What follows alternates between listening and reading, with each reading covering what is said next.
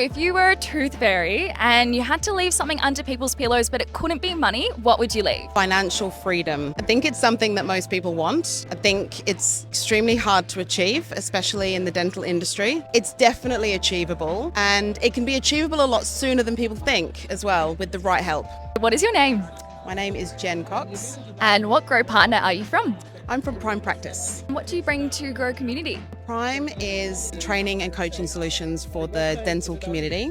What are you most excited about for Grow? I just think it's the ecosystem. I think it's being part of a community that really does help practice owners and their teams and their businesses in all different areas and all different ages of their career, essentially. Where do you hope to see Grow in 1 year? When we're at these expos and we're speaking to people that come past and they say hi, I want to see that every single person is a part of the Grow community, that it is definitely something that people seek out to be a part of.